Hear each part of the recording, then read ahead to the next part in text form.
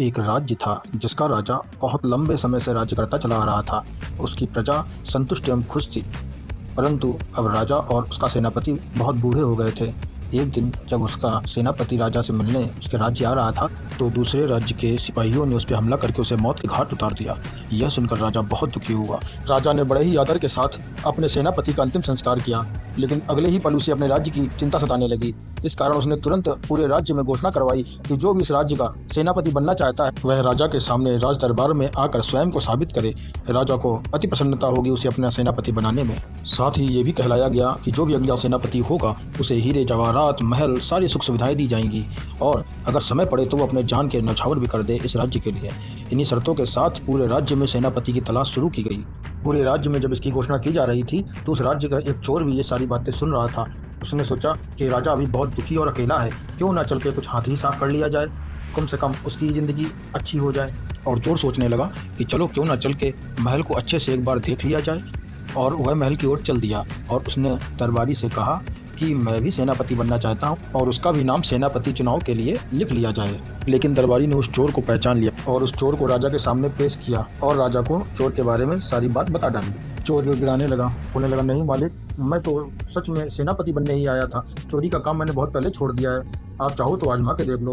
राजा बोला कि ठीक है, अपने आप को सेनापति के लिए साबित करो, वरना तुम्हें मृत्युदंड दे दिया जाएगा। राजा ने उस चोर को अस्तबल भेज दिया और बोला कि इसके घोड़ा चुनने के तरीके से ही पता चल जाएगा कि यह सेनापति बनने लायक है कि नहीं।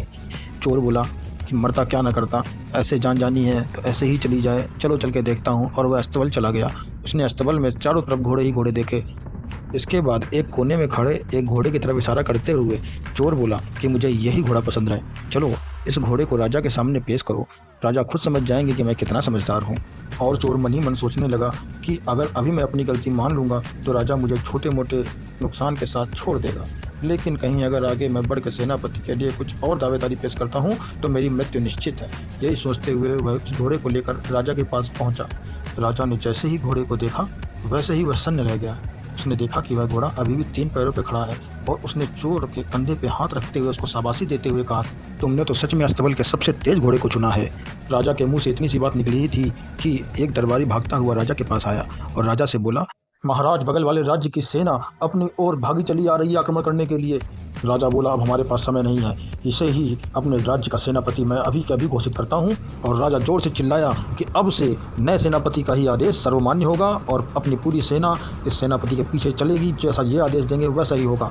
राजा के तेज आवाज़ सुनते ही वह घोड़ा बिदक गया और इतनी तेज भागा कि सामने वाली सेना उस सेनापति और घोड़े को देख के दंग रह गई। और राजा बोला, जिस राज्य का सेनापति अकेले इतनी आंधी तूफान मचाते हुए चला आ रहा है, सोचो जब पूरी सेना आएगी तो हमारा क्या हश्र होगा। लगता है हमने गलत पंगा ले लिया। सेनापति, पूरी सेना को बोलो कि वापस चले।